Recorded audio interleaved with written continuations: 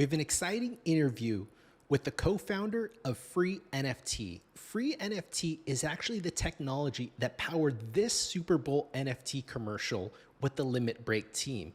Limit Break is actually the company that came from Machine Zone. They had one of the most successful mobile gaming titles of all time. You may have seen the Super Bowl advertisement from Mobile Strike with Arnold Schwarzenegger, or also Game of War with Kate Upton.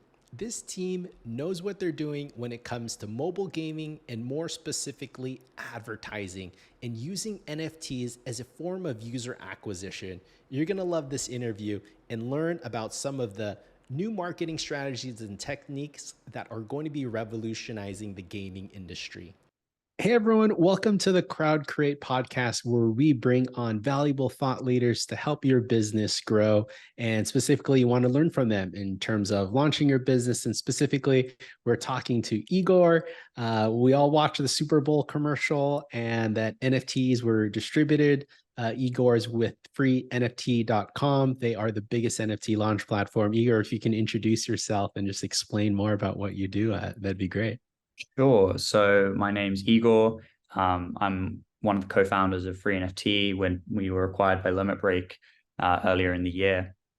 But before then, we actually launched FreeNFT last November, I believe. And the reason we did so was that Gabe Layden, who was on our board of FreeNFT before we were acquired even, and was a personal kind of mentor and help an investor to FreeNFT, had just launched Digidaigaku for Limit Break, which was their Genesis free NFT collection. And Gabe comes from a very deep mobile gaming background. He's built 3 #1 mobile games back to back at his last company, Machine Zone.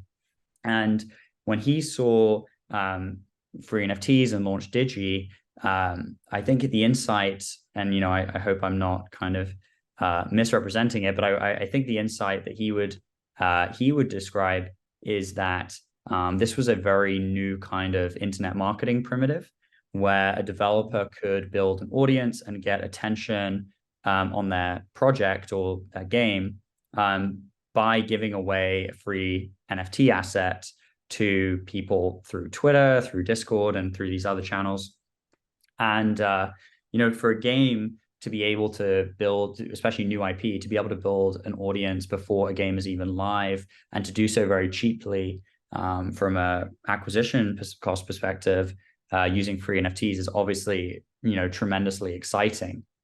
And when he saw that trend, he turned around to me and he said, look, this is going to be a huge thing. We're just starting this with our collection, but I see a big opportunity for someone to do a platform play here. And so I kind of ran with that idea that he gave me, and we launched FreeNFT not long after that in November. So Digi went out in August, end of August, and FreeNFT went live in November. And since then, we have worked with the best game developers in the Web3 ecosystem. Obviously, Limit Break is one of them. If I obviously view them as the strongest developer by far in the Web3 ecosystem, but we've worked with amazing other developers too. Teams like Parallel. We're working with lots of other names that I can't mention on a podcast that are coming out very soon. We've worked with Anipang in Korea. We did a campaign with Realm Hunters, Elemental Raiders, working with Today, the game, a bunch of guys from Sega and other amazing companies like that. And through a series of campaigns distributing free NFTs to our audience, we built this really big platform, and I think this really amazing client experience for our partners, where they can come to us and we'll design them a very custom campaign that helps to grow their audience, their community, in whatever way they're interested in doing so. A lot of people want Twitter followers, but we've also done things like signups for accounts in games. We have people asking us to do app installs on mobile, for example. So it's been a crazy, very exciting journey over the last year. I feel very, very lucky to have gotten the opportunity to work on free NFT, because it's just one of those ideas that just works. The product came out, it was instantly successful, and people were immediately interested in it. And we also happen to own the premium brand, FreeNFT.com. Like, you can't really beat that brand and that domain. And now we've locked in this partner ecosystem and worked with all these amazing developers. I think we're just like far and ahead the leaders in this movement in terms of developing out this new primitive in internet marketing. And so we're obviously very excited by that. Wow. That is extremely impressive. And just, in terms of Gabe's background, what he did with Machine Zone, how much money that they were spending on the Facebook platform when it was relatively young, and building out the technology and infrastructure, very excited for FreeNFT.com and specifically what you're doing. So yeah, in terms of like the vision, like what is the roadmap? What can you do for NFT projects to help them get exposure? And just, generally, how do you see things for the next couple months to years? The roadmap is very, very simply defined. The goal for FreeNFT is that we want to provide the best experience for users who are trying to collect free NFTs and play, these amazing games that are coming out. And then on the client side, the partner side, the developer side, we want to provide the best experience for a developer who's trying to distribute those NFTs and reach an audience of users who care about their products and are interested in engaging with them. So, what that means is, for users, for example, one thing we launched recently is called the Free NFT Inventory, which actually allows users to sign up for our website with a Google account, an email address, and immediately start collecting free NFTs without the need for an external wallet like a MetaMask, where they have to do, seed phrase management and all this other kind of crazy stuff that most people are not interested in. And so, one part of our roadmap has always been one-click free NFTs, and we just got there recently. It was very, very hard technically, and took us some time to do it in a very secure way. And then on the developer side, a lot of our focus has been on, building out this, you could think about it like event infrastructure on free NFT that allows, a developer to say, give away a free NFT and then accumulate Twitter followers, or give away a free NFT and get account signups, give away a free NFT and get this traffic to their Discord. So you can think about these events as like discrete kind of giveaways of NFTs that are streaming to a user, and then in return, traffic is being streamed in some direction for the developer. And our strategy has always been, how do we get, the highest conversion? How do we make sure that we are supporting the most important growth metrics for the partners we're working with? So our roadmap is very much dependent on what a partner says they need from us. And we've worked in a very kind of white glove way with all of our partners, because everyone is, somewhat different in how they want to market. And we provide kind of that, full stack support. We obviously promote, we create video content, we create actual NFT assets in this sticker collections that we give out to our users as well, which is basically that a developer will launch, maybe let's say they have 1,000 NFTs they're giving away, and we have a bunch more people who register for that project.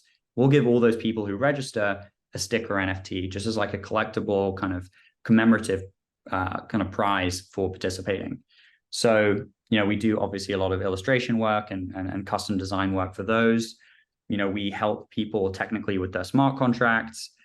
We've built a load of developer tools to help people launch smart contracts too, specifically our ERC 721C standard, which essentially is a new contract standard which enables developers to protect and enforce royalties for their NFTs on chain. We were very strongly against this kind of zero royalty environment where exchanges were bypassing creator royalties recently.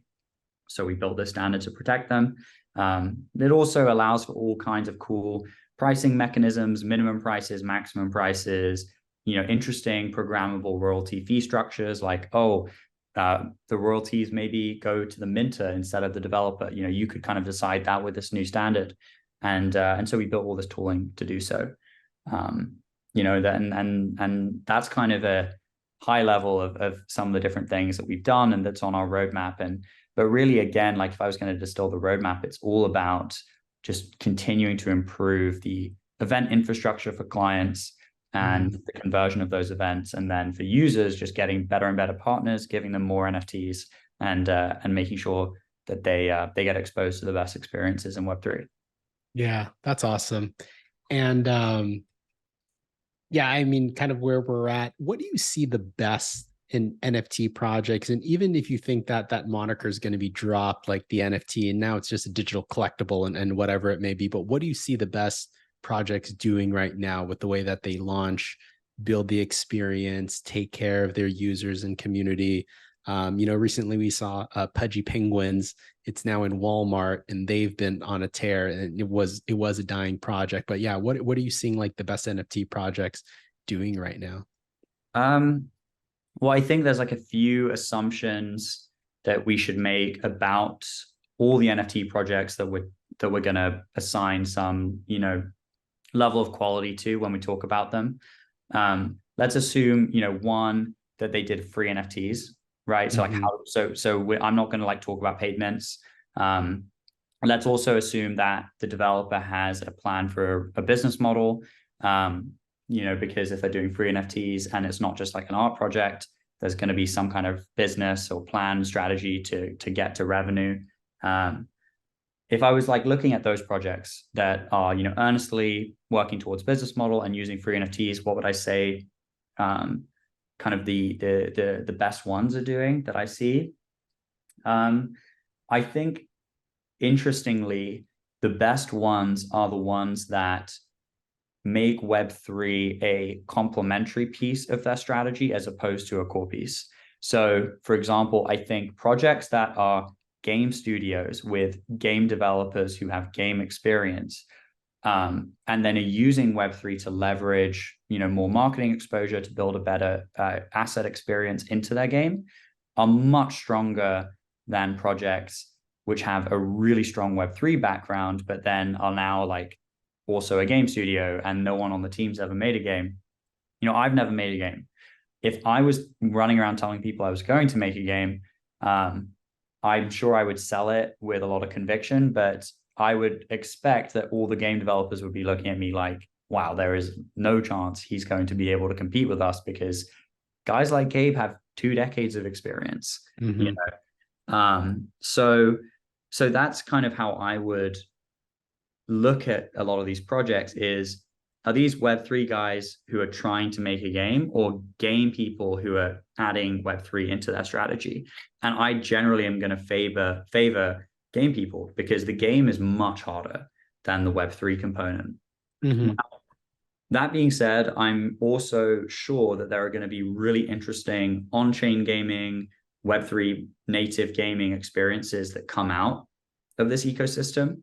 But if I'm making like a more general bet and evaluating partners for the website, I'm looking really at like sophisticated game developers as like the kind of number one tenet of how we evaluate projects. So does that make sense? Yep. Yeah. 100%. And it really goes back to just the fundamentals of what brings in people's time and attention, right? It's like a good game that you play regardless of whatever the technology is. Yeah. Right? Yeah. I just started getting into Counter-Strike a little bit.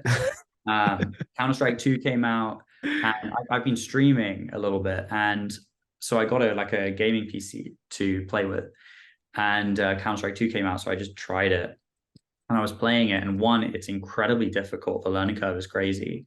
But when you actually look at the economy, the Counter-Strike skin economy is worth over $1 billion, maybe $2 billion about. It's insane, right? And it doesn't even have any official off-ramp for that cash.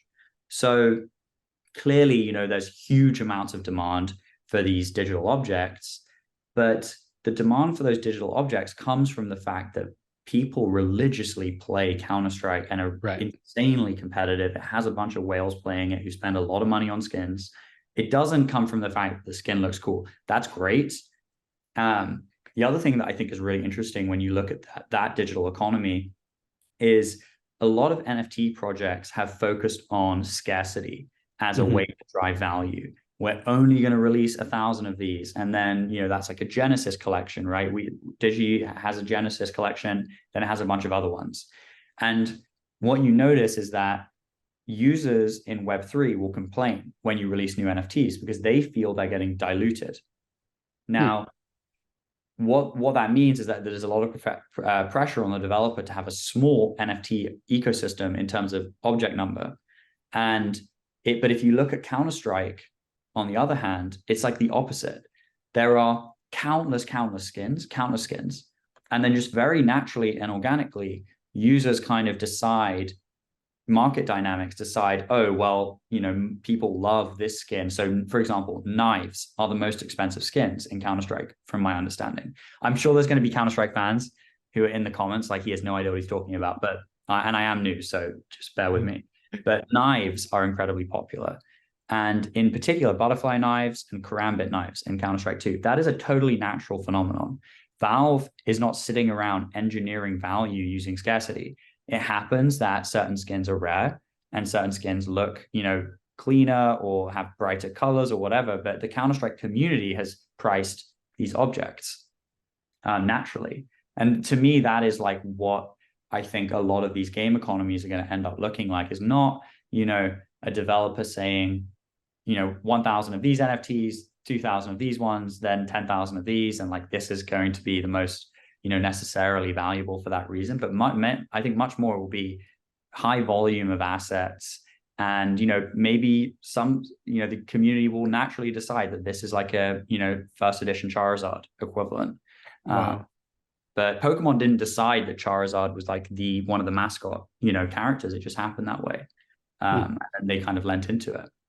And I think that's going to be much more what these economies look like. So we've certainly been pushing a new focus on our website where we're trying to do much bigger distributions. And that's, I mentioned the inventory product where users can collect with one click. The other side of that is that developers can distribute millions, even billions of NFTs on ETH into this account system for $30, $100, depending on gas fees. So we're trying to introduce like high volume, scalable distribution on ETH.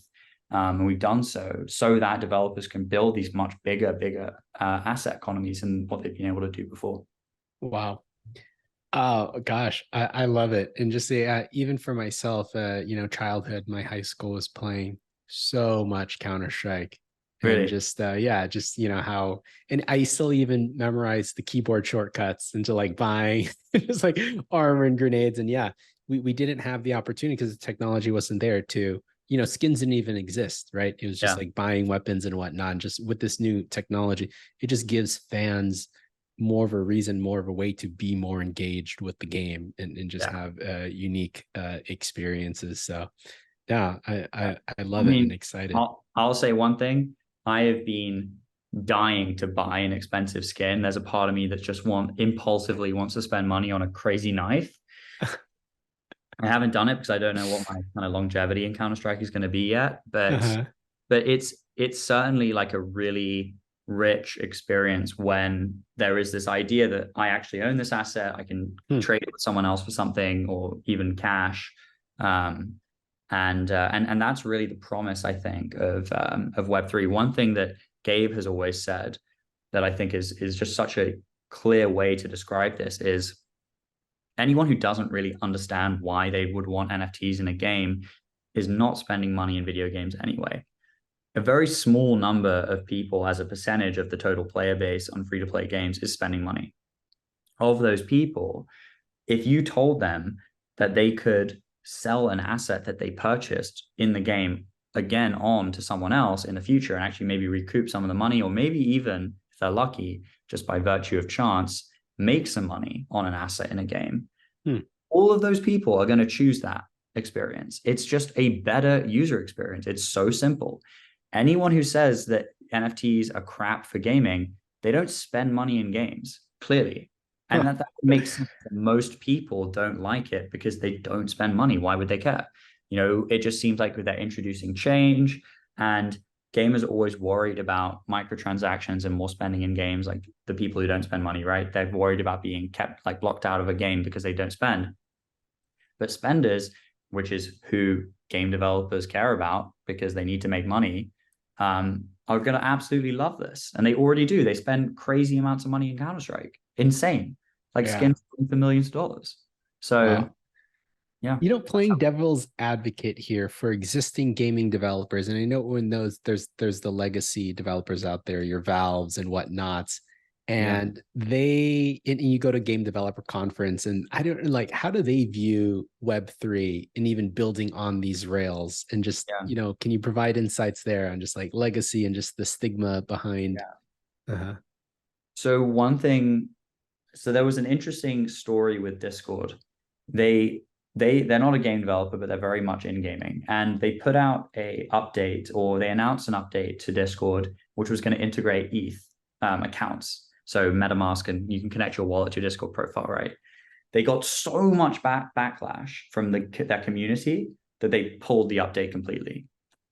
And I think that kind of sentiment has really scared a lot of, especially Western developers, away. You do see like studios that are backed by, I think Ubisoft has a game that they're publishing that is going through development now, and there are a few kind of these small projects by Western studios in progress, but you haven't like really seen yet like Activision or a main epic title, for example, coming in with Web3. But what you do see, I think, is like this testing situation happening where a smaller studio will kind of test that water in the West. In Japan, it's way further along. So I was in Japan in July there were two conferences. There was IVS Kyoto and Tokyo, NFT Tokyo. And we spoke to, and saw and listened to and met all the biggest game studios are doing NFT projects. Square, Bandai Namco, Sega, Konami, they all are doing NFT gaming projects. And so they are way further along. Now, granted, at this point in time, they are doing so with either new IP or smaller IP than they would, it's not like Square is jumping straight to Final Fantasy, or Sega's jumping straight to Sonic, or Konami's jumping straight to Yu-Gi-Oh! But they are really pushing out, and some of them have a few different titles that incorporate NFTs into their games. So what you're seeing, right, is like Japan is really pushing the hardest, I think, for legacy studios. The West is in this much more testing phase. But to me, that's really exciting because that's a fantastic opportunity for newer, smaller, scrappier developers to build audiences and successful games while they're lagging behind. But one thing Gabe has said too, I'm always quoting him, by the way, and he's going to watch this, I'm sure, and be like, wow, he's using all my takes. But he's right, obviously, and I trust his judgment in gaming. One thing that he talks about a lot is that when something starts working in gaming, it is cloned so fast because it's such a competitive industry that whenever something works, everyone is forced. It's not that they choose to, it's that they are forced to keep up with the competition. So if you assume that there is going to be a large audience that like NFTs, and that free NFTs are going to be an important marketing vehicle, because if you make those two assumptions, you'd just be agreeing with obviously us, you'd be agreeing with these studios and massive studios in Japan, you'd be agreeing with potentially Ubisoft, and you'd be agreeing with Amazon, who are doing free NFTs and who are doing gaming with NFTs, right? So it's not like you're alone in that bet. There's a lot of people who see it this way already. So let's say that you're correct about that and it does work. Well, it's not going to be a independent segment of the market, that's kind of just separate from free to play and separate from mobile. It's going to be the entire thing, because as soon as that starts working, everyone will jump in. They have to. Marketing is the most expensive part of video game development, and at least on mobile. I don't know if that's true on console actually, but on mobile it is certainly true. And if it is true that free NFTs are a new marketing vehicle, they are. I know they are. I see it every day in my numbers. Then it is certainly true that everyone who markets on the internet for gaming has to use these, because it's going to bring down their costs and it's going to improve their user acquisition numbers. So it's kind of like to me, a necessary conclusion that this is the path we're going on. Igor, this is fantastic. Anything in closing? This is so good. We definitely need to have another one. For anyone watching this, if you have any questions, please post them in the comment section down below. We read every single one, and just for the next one. But yeah, anything, Igor, in closing to share? Yeah, I mean, in closing, to developers out there, I'm assuming this is going to be watched more by industry people, developers. Correct. Project creators that are the builders. Yeah, the builders. So to that audience, what I would say is, first of all, let's work together, because this is a real opportunity right now. This is a window where you can achieve, I think, really meaningful growth for your game or for your digital experience, probably your game in this case, without having to spend a bunch of money. We don't charge developers. We just want to help you guys grow. We want to work with the best people. So you come to FreeNFT and we will design a custom campaign for you that helps you guys get attention on your project. We're the best at it. We're the biggest. And yeah, we really think that you need to seize this opportunity, because it's not going to be there forever. There's going to be more competition, which is going to make, customer acquisition in Web3 more expensive over time. Like all kind of marketing arbitrage, it's going to fade. And certainly right now is, I think, the perfect time to jump on with us and start these campaigns. It isn't a one and done thing. The people we work with over and over and over again. You are growing as our platform is growing. It's very, very mutually beneficial and positive sum, but things are going to get more competitive in the future and expensive. That's just how this goes. So, if you're on the fence right now, come talk to me. Let's see if we can do a project together. I'm sure we can. Yeah. I love it. And we'll put links in to the website, Twitter, all of the above. And thanks, Igor. Thank you. All right. If you like that interview, subscribe to our channel here at Crowdcreate, where we bring you thought leaders in crypto, blockchain, and NFTs to help you grow your business. Post in the comment section if you have any feedback, questions, or what you'd like to see in future episodes. We read every single one, and feel free to reach out to us or the FreeNFT team to go ahead and help you on whatever it is that you're doing in the blockchain space. Thanks.